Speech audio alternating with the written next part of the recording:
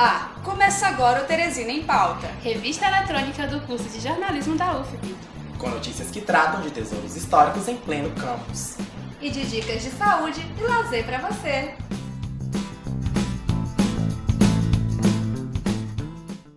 Um pedaço da história do Piauí, bem abaixo aqui dos nossos pés. Um sítio arqueológico dentro da Universidade Federal encontrou artefatos que podem ter até 1000 anos. Conheço o Museu de Arqueologia e Paleontologia da UFP, que tem tesouros como esse esqueleto de um piauiense da época de Cristo com mais de 2000 anos. E os laboratórios de arqueologia e paleontologia, que ajudam a contar a história do Piauí, do Brasil e do mundo. Por falar em história, o Museu do Piauí tem muito para contar sobre a colonização e formação do nosso estado. Como é o acesso aos métodos contraceptivos em Teresina? O patrimônio histórico e cultural de Teresina, a Igreja Nossa Senhora de Lourdes, conhecida como Igreja da Vermelha. Coroa do Rio Parnaíba, popular local de lazer, próximo à região central da capital.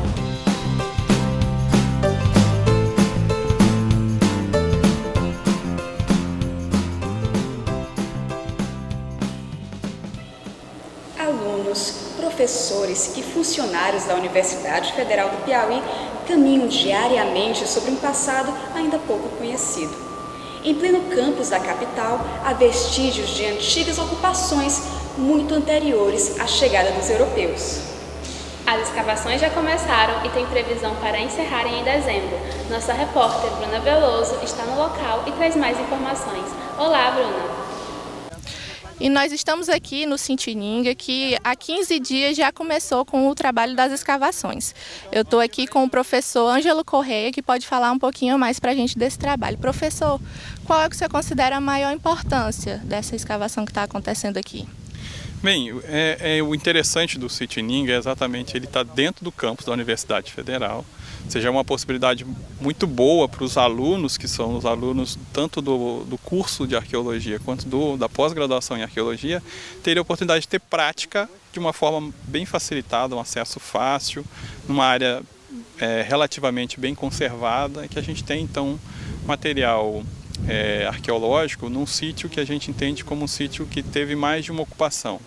Então esse sítio ele tem tanto material muito antigo, que pode ser pré-cerâmico, quanto ele tem material que é cerâmico associado a povos tupi, e também tem material histórico, né? Pode ser do século XIX, século XX, e a gente, com o avançar das pesquisas, é que vai realmente conseguir estabelecer dados mais relativos à datação, à periodização de cada uma dessas ocupações. Além da cerâmica, o que mais que vocês já encontraram aqui com as pesquisas? A gente tem aqui, além do material cerâmico, o material que é de pedra lascada e pedra polida, né? Então, esse material de pedra polida é propriamente associado a povos tupi, assim como parte do material lascado. Mas a gente tem também material de pedra lascada que parece que está associado a esse período mais antigo, já que ele está sendo achado em profundidades maiores. Professor, a gente tem aqui atrás um pessoal que está inclusive fazendo agora o trabalho. O senhor podia explicar para a gente rapidinho como é que funciona? Sim.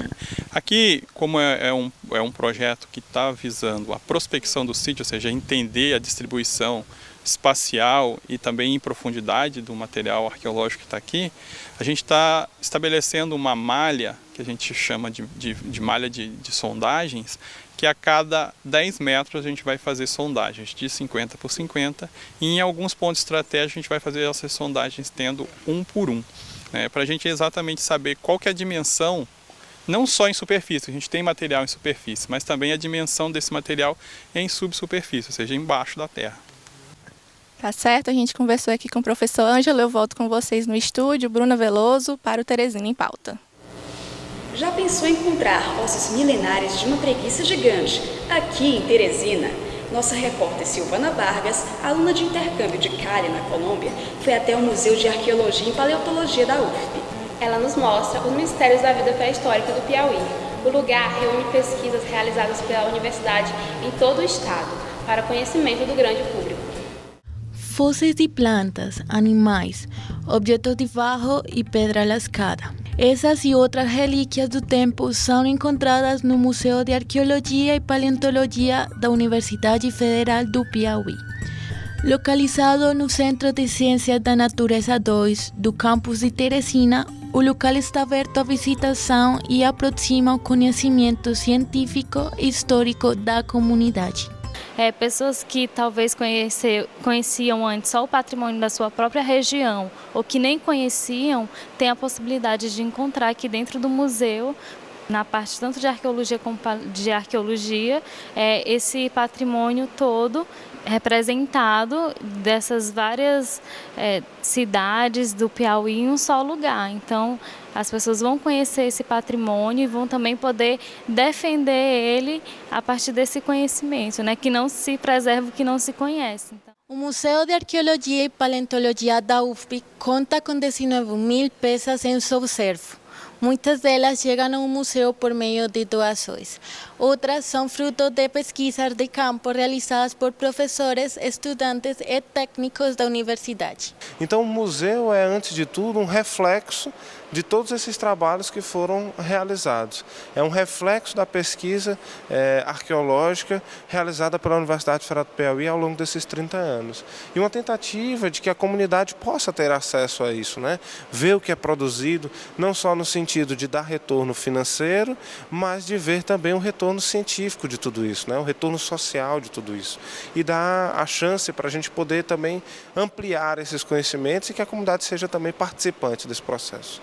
Tudo começou no final da década de 80, com a criação do Núcleo de Antropologia Pré-Histórica. Na época, o Parque Nacional da Serra da Capivara atraía pesquisadores de todo o Brasil. Mais tarde, em 2003, foi fundado o curso de Antropologia no campus Ministro Petrônio Portela. 10 anos depois, a universidade ganhou um museu, espaço dedicado à exposição de vestígios arqueológicos e paleontológicos.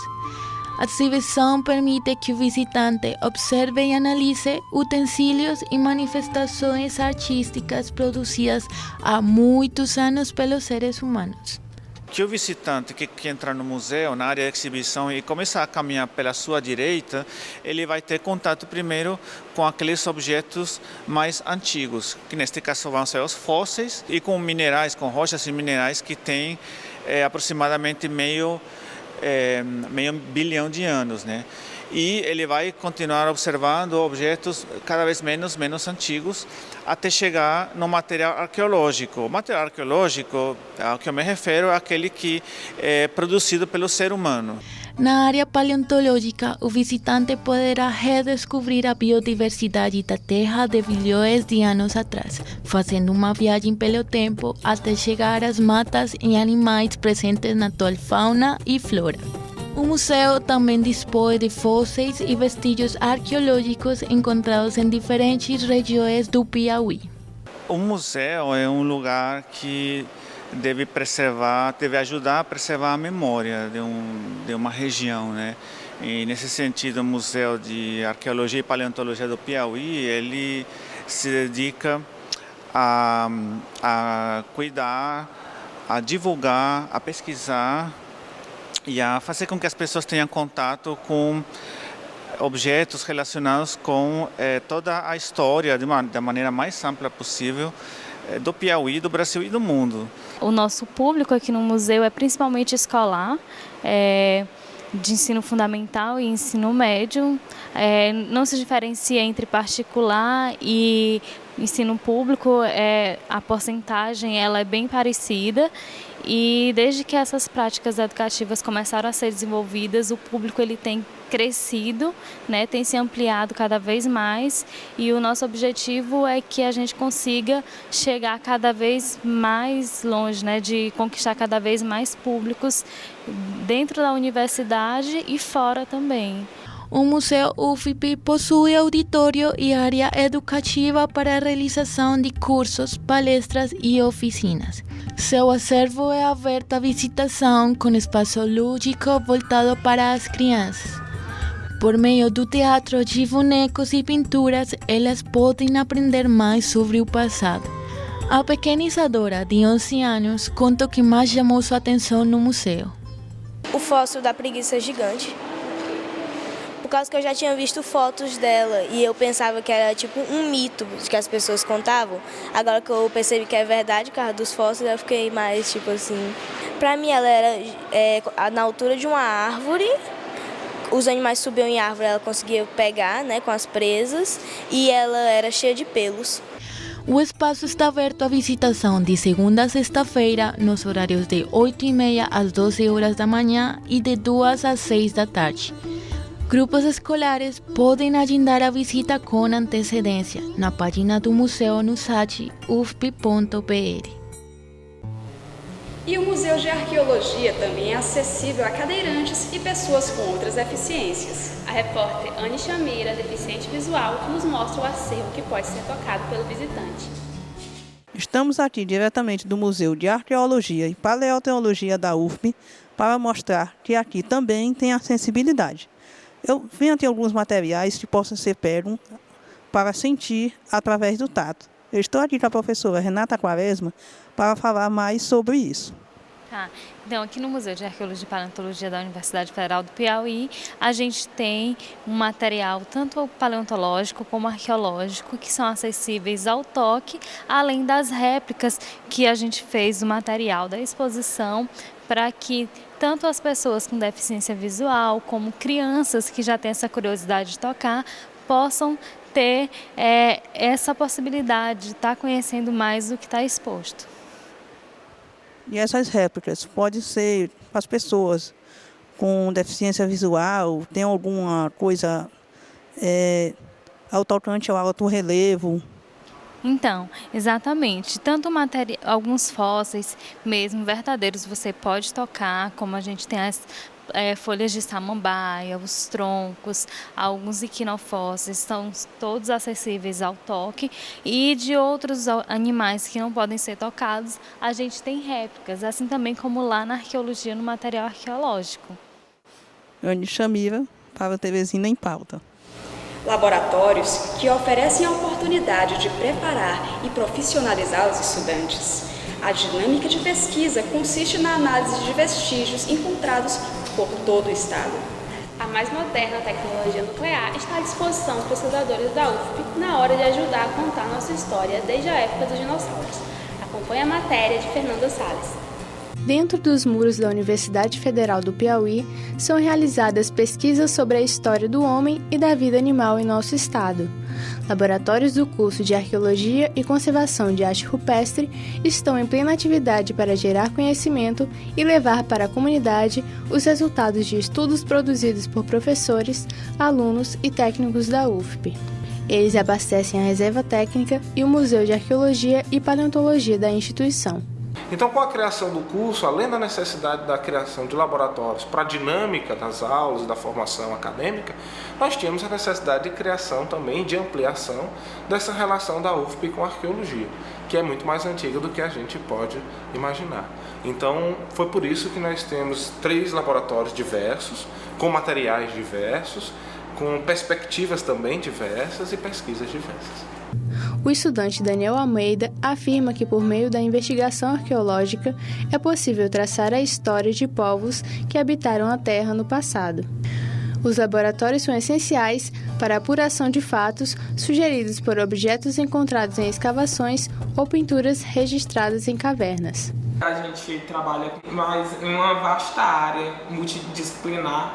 E a partir disso a gente pode entender as culturas humanas, então trabalhar com pessoas, embora sejam culturas mortas às vezes, ou não tão em um passado tão distante quanto tem a arqueologia histórica, que é até nossa área dentro da arqueologia, que já se preocupa mais com o contexto pós-colonização.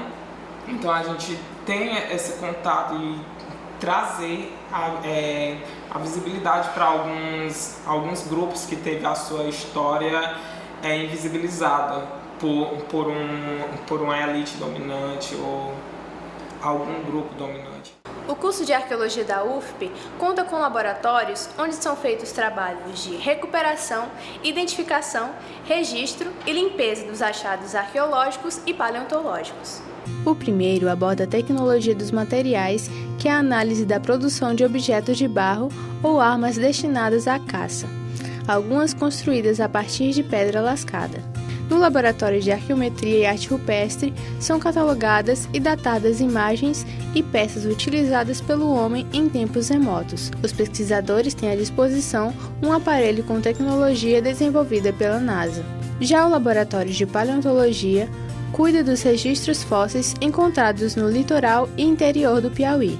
Então, todo o material de campo que é feito de paleontologia, todo o material coletado, ele vem para o laboratório. Aqui no laboratório é feita a limpeza desse material, a identificação. Após a identificação, todo o material recebe um número que vai ser a identidade desse fóssil, que a gente chama de tombamento. Então, através desse número de tombo, nós vamos saber todas as informações desse fóssil que vão para o computador. E logo depois desse tombamento, ele vai então para os armários no museu e lá os que forem selecionados também irão para a exposição. Então, esse trabalho intermediário entre a parte de exposição do museu, assim também como a guarda, passa pelo laboratório. Então, é um trabalho importante, até porque muitas espécies que vêm de campo, inclusive aqui de Nasária, de Timon, são novas espécies que foram feitas, que foram também identificadas através do trabalho que é feito em laboratório. Para o arqueólogo da UFP, a união da teoria e prática na graduação é fundamental para a formação de novos profissionais e pesquisadores. Para a arqueologia é essencial a vivência no laboratório, porque além de ter para o acadêmico, dar a oportunidade de uma vivência profissional, de você estar no contato diário e constante com a dinâmica de pesquisa, de recebimento de material, de triagem, de curadoria desse material, de guarda e de pesquisa, você tem também para a própria pesquisa essa perspectiva de continuidade. Você não tem com o laboratório a ideia de uma inércia, de ficar parado. Você tem uma ideia de que sempre vai estar dinâmico, então aquelas pesquisas elas vão sempre ocorrer. E como são diversos os laboratórios, são 3 laboratórios, cada um com especificidades diferentes, nós temos também uma gama de pesquisas diferentes, uma gama de propostas também diferentes. Ainda falando em história, a repórter Isla Gadelha foi até o Museu do Piauí, localizado no centro de Teresina, para saber mais sobre esse prédio que tem muito para contar. Acompanhe nossa reportagem. O Museu do Piauí é um local onde a história do nosso estado é contada através da arte. Viemos até esse prédio histórico para conhecê-lo de uma forma bem diferente. Vem comigo! O passeio dentro do Museu do Piauí, casa de Odilon Nunes, leva o visitante a uma viagem no tempo, entrando no clima dos diferentes períodos históricos da sociedade piauiense. Construído em 1941, o casarão era a antiga residência do comendador Manuel Jacob Almendra e também já foi sede do governo estadual. Em 1980, foi restaurado e se tornou cenário para a cultura piauiense. E desde então, vem sendo palco de um acervo com mais de 7.000 peças, que contam a vida e as contribuições feitas por antepassados através de seus objetos e obras de arte. A diretora da instituição, Dora Medeiros, fala mais sobre a história deste local, que desde muito tempo vem acompanhando a evolução do estado. Ele é um museu público estadual, um museu clássico, histórico, mas que também acompanha a evolução dos tempos.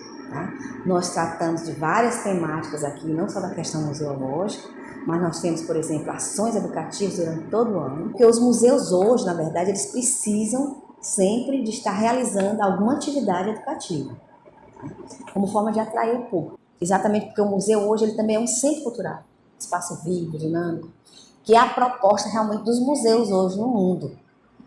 Porque se você não faz uma atividade, se você não dinamiza, você não atrai o público. Recentemente, uma grande tragédia assolou o Museu Nacional, fazendo com que grande parte da história do país fosse apagada. Dora Medeiros comenta e ressalta o seu pesar diante do acontecimento. E quando ocorreu, quando eu vi na mídia isso, uma coisa que me doeu muito, porque eu sinto de perto, eu sei o quão difícil é você fazer esse trabalho de preservação. Primeiro porque nós vivemos num mundo de que tudo se torna muito obsoleto rapidamente. As pessoas não têm uma dificuldade muito grande de guardar a memória, né, de estar preservando a memória. Em cada uma das 11 salas do museu, várias histórias para contar e muitas peças que relembram o passado do povo brasileiro. A guia do museu, Raimundo Anchieta, fala mais sobre esses objetos e como acontecem as visitas na instituição. Nós temos aproximadamente 18 salas em exposição. Começando por esta aqui, que é a sala indígena, são adornos e ferramentas indígenas. Depois vem a cultura afro, o Salão Nobre, Império, República Nova, República Velha, arte sacra, arte popular, que ela é 6 modalidades da arte popular. Não, as restrições é porque nós temos um acervo bom, o nosso acervo é de primeira e com o decorrer do tempo ele se desgasta. Se nós não preservarmos, em conservar principalmente o toque, com a mão suada, ou muitas vezes para não quebrar, as demais coisas, até mesmo antes a gente restringia a fotografia, mas hoje com a abertura do currículo escolar, a gente já abre mão, já pode fotografar. A taxa de entrada no local é de R$ 5, mas caso você seja estudante e agende sua visita, o valor fica apenas por R$ 2,50. Ela fala ainda sobre a história de algumas peças, como a pia batismal, que tem uma ligação muito forte com a chegada dos colonizadores no Brasil. A pia batismal, que é da época do jesuíta, veio da fazenda Brejo, município de Oeiras, mas hoje é uma cidade. Era de batizar os índios. Nós sabemos que o Piauí foi desbravado por Domingos Jorge Velho e o objetivo maior era mão de obra barata, que eram os escravos, e eles queriam escravizar os índios. Então, com isso, eles trouxeram os jesuítas e ensinavam a religiosidade, mas o objetivo era domesticá-los. Além de mostrar a história do Piauí, o museu também desenvolve diversas atividades educativas e exposições, atraindo diversos tipos de públicos e fazendo com que as pessoas conheçam mais o local de maneira lúdica, como conta o professor de filosofia da instituição, James Wagner. Então, desde 2012 foi implantado aqui no museu, que é o Museu A Outra Sala, né, que é o nome do nosso educativo, Museu A Outra Sala. E o nosso foco é justamente intensificar essa receptividade dos alunos que chegam aqui no museu, o público estudantil. E para fazer essa receptividade, a gente desenvolveu durante esses anos várias ações, que vai desde gincanas culturais, aulas temáticas, nós temos leitura de objetos artísticos também, nós temos professores aqui também na área de artes. Recentemente nós lançamos o jornal para que a gente possa falar e pensar o museu, né? Escrever artigos, tematizar, né, a museologia, tudo que essa esfera que gira em torno dos museus, né, as temáticas que giram em torno do museu. E esse jornal vai ser mais uma ferramenta pedagógica para que a gente possa também estar diminuindo essa distância entre o museu, as escolas e o público em geral.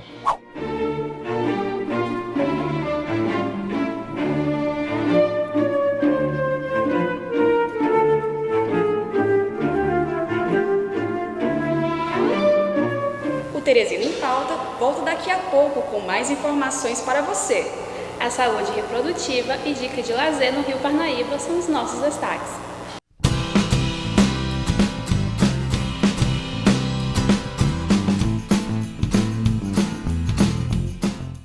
Você já deve ter se deparado com palavras ofensivas na internet. Comentários de ódio. Memes ofensivos. Para você que acha que ofender é engraçado, não é. Liberdade de expressão não é insultar, humilhar ou agredir o outro. Milhares de pessoas são julgadas e ofendidas na internet. Por sua cor, gênero, religião, sexualidade, forma física, preferência política ou simplesmente por ser diferente. O preconceito é cruel. Não se deve discriminar ninguém. O que você fala na rede social pode ter o mesmo valor do que fala cara a cara. Se tudo que você tem a dizer for ódio, não digite, não curta, não compartilhe. Não é porque você está atrás da tela que vai ser menos doloroso. Digite respeito.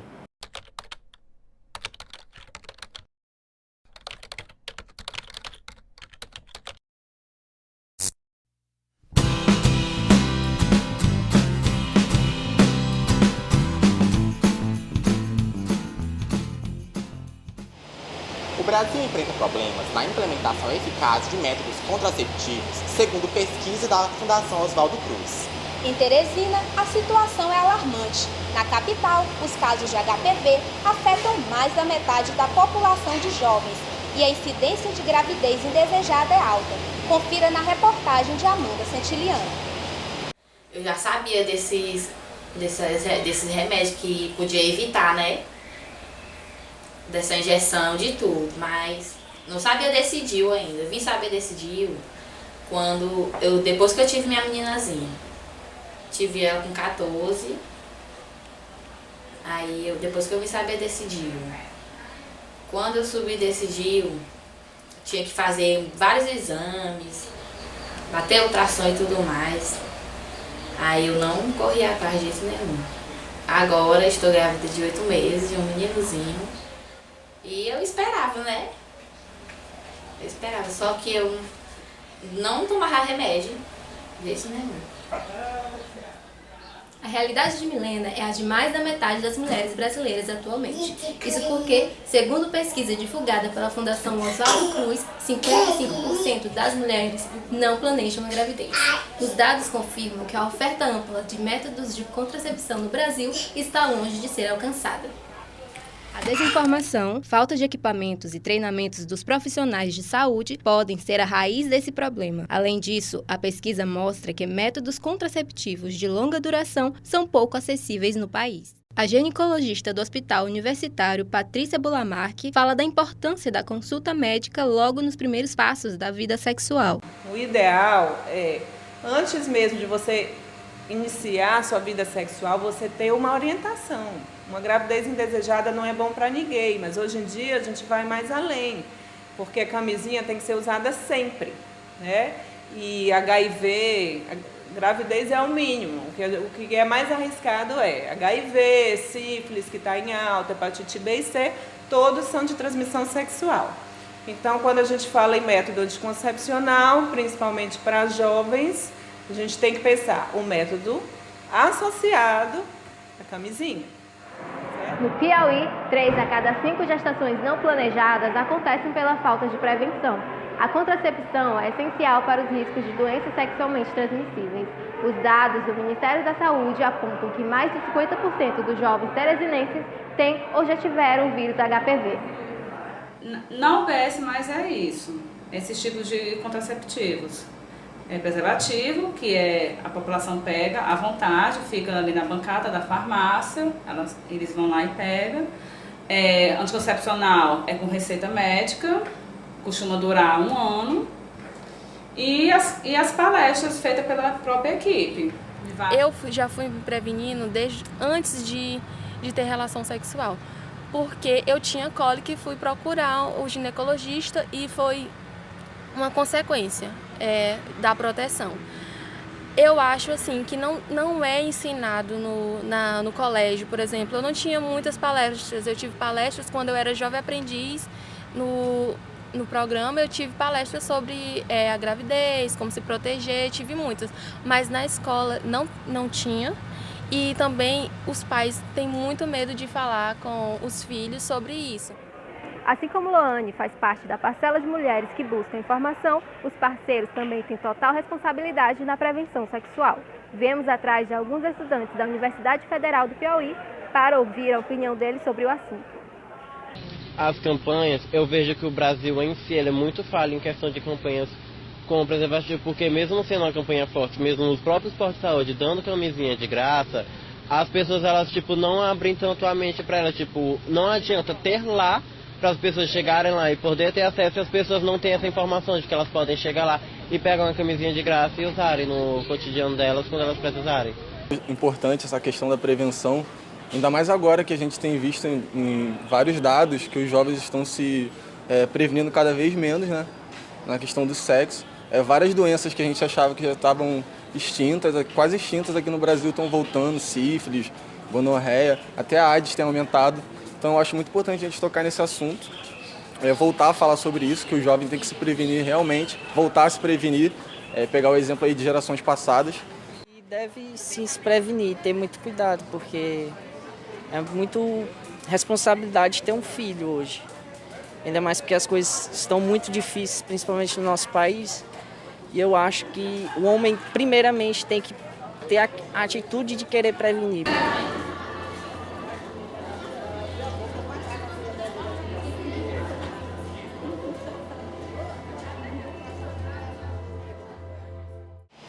Você sabia que a Igreja Nossa Senhora de Lourdes, conhecida como a Igreja da Vermelha, é tombada pelo IPAM, Instituto de Patrimônio Histórico e Artístico Nacional?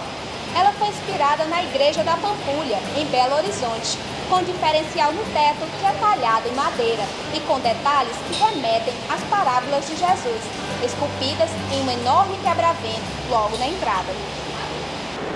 Criada em 1960 por Dom Avelar Brandão e idealizada por Padre Carvalho juntamente com moradores do bairro Vermelha, a Igreja Nossa Senhora de Lourdes é patrimônio histórico e cultural do Piauí.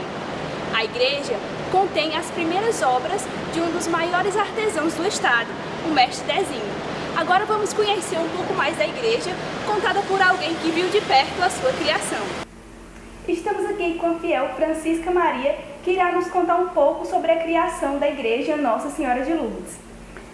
A Igreja Nossa Senhora de Lourdes foi criada como paróquia em setembro de 1960. O Padre Carvalho foi o nosso primeiro pároco. Quando assumiu, ele encontrou uma pequena capela. Então viu que a comunidade era acolhedora e que era grande e precisava de um templo maior para demonstrar toda a sua fé, toda a sua devoção à Nossa Senhora de Lourdes. As obras do mestre Dezinho, por serem mais rústicas, eram diferentes das artes santeiras tradicionais. Como a população reagiu?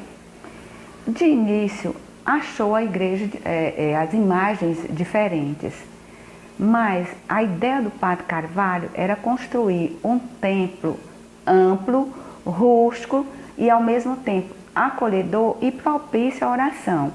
Ele aproveitou toda a mão de obra da comunidade. E o mestre Dezinho, na época, era o vigia da praça e já fazia essas, não as imagens, ela fazia aqueles ex-votos que as pessoas faziam para pagar a promessa. Braço, cabeça, perna. E ele viu que ali tinha algum talento, né? Então, ele descobriu o mestre Dezinho não só para a Vermelha, mas para Teresina, para o Piauí e para o mundo. Foi quem descobriu toda a arte do mestre Dezinho e lançou para o mundo. A igreja possui características peculiares. Além de ter sido construída pelos próprios fiéis, ela possui também uma arquitetura rústica, piso em paralelepípedos e o teto talhado em madeira. O atual padre da igreja, Antônio Cruz, explica mais sobre a origem e fundamento da conhecida Igreja da Vermelha. Essa igreja foi construída a partir de um sonho, o sonho do Padre Carvalho. Como ele estudou em Belo Horizonte, ele quis fazer aqui algo semelhante à Igreja da Pampulha. A arquitetura é a mesma, o teto era curvo como da Pampulha, a cruz também seria como da Pampulha, lá de Belo Horizonte. Só que foi feito, mas caiu o teto. Então, o teto de ferro, de aço.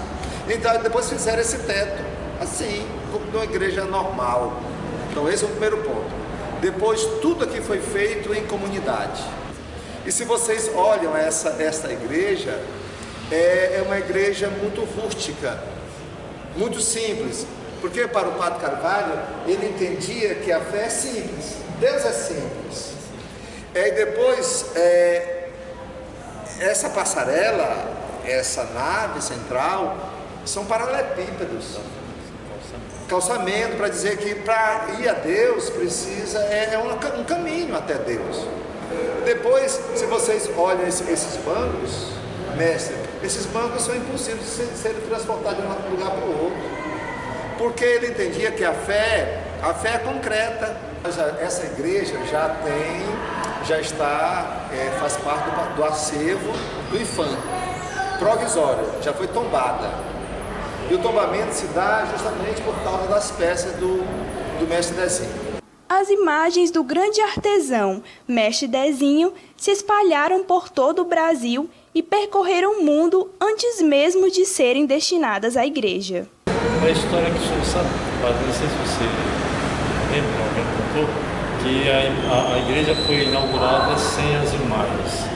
Por que foi inaugurada sem as imagens? Porque foram para a Itália. Foram para São Paulo, depois de São Paulo foram para a Itália. Para a Bienal em São Paulo, foram classificadas e veio em muitas condições melhor para o Pezinho. Ele era vigia, passou a ser um mestre internacional. Aí foi para a Itália e passou um mestre internacional. Porque da Itália ele foi para a França, da França foi para outros países da Europa, e depois foi para a Ásia, aí ganhou o mundo, né? As imagens. Demorou a voltar para a igreja, para poder inaugurar a igreja de Nossa. A Igreja Nossa Senhora de Lourdes foi tombada em 2011 e hoje pertence ao acervo do IPHAN como Patrimônio Histórico e Cultural do Brasil. Ela é aberta à visitação de segunda a sexta, das 14 às 20 horas e aos sábados, de 9 às 12 horas. Você conhece um bom local de lazer com a família nos finais de semana da capital? Nossa equipe foi visitar a Coroa do Rio Parnaíba, onde se encontram bares que oferecem comidas típicas, bebidas e atrações à população. Nossa viagem começa dentro de uma canoa, navegando no Rio Parnaíba para chegar no nosso destino. Uma bela tarde de sábado aqui em Teresina. De um lado, Timon, Maranhão, ligado a Piauí pela Ponte da Amizade. De outro, nossa bela capital. Nessa época do ano, formam-se bancos de areia por causa da seca, que faz o nível de água do rio baixar. Esses bancos de areia são usados como lazer pela população e movimentam o comércio local. Agora nós vamos conversar com o senhor Manuel de Jesus, o proprietário do bar, sobre como funcionam as atividades desenvolvidas no local. Senhor Manuel, boa tarde. Como é que funciona aqui o bar? Qual o horário de funcionamento? Como surgiu a ideia do bar? O funcionamento é das 8 às 7 da noite. Recebe o pessoal que vem de barco e encerra às 7 horas da noite. No fundo, temos a ponte metálica, divisa intermunicipal e cartão postal entre Timon e Teresina. Além de ser bastante visitada por moradores locais, a Coroa também recebe turistas de vários lugares. Seu Jorge, o que você está achando da Coroa do Rio Parnaíba? Nos indicaram, nós viemos conhecê-la e eu estou gostando bastantemente lá no local. Bacana. O calor é bastante alto e o rio é fundamental para nos dar essa temperatura, abaixar a temperatura, né? Gostei. Mas nem tudo é uma maravilha. A Coroa, além de não ser um fenômeno natural, os bares localizados nela agridem o rio. Como nos explica o professor de Biologia da UFP, Bruno Praon. Professor Bruno, quais os impactos desse tipo de atividade provocam no Rio Parnaíba a médio e a longo prazo?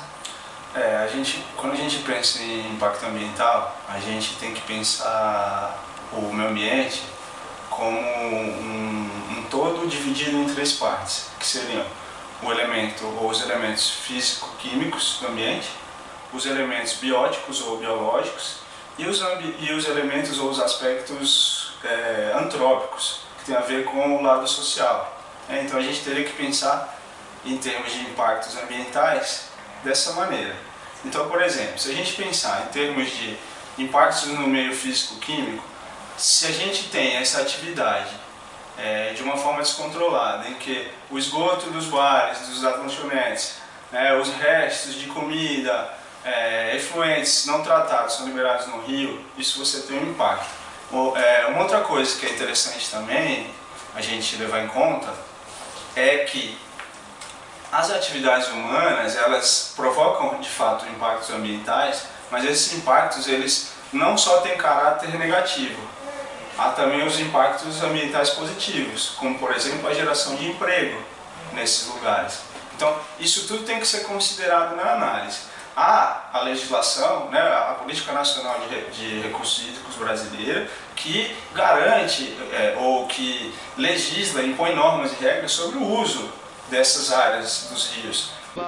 A Coroa também é cenário de clipes musicais, como o da banda Coxá. Canto maior somos um só, quando fogueira acender, logo que o sol raiar, novo dia vai nascer. Por ser apenas uma atividade de lazer, o IBAMA não fiscaliza os bares, sendo de responsabilidade municipal. Porém, não existe um órgão em Teresina que faça essa fiscalização. Nós ficamos por aqui e lembramos que Teresina em Pauta é uma produção da disciplina de telejornalismo do curso de Comunicação Social e Jornalismo da UF. Aguarde a próxima edição da sua revista eletrônica Teresina em Pauta.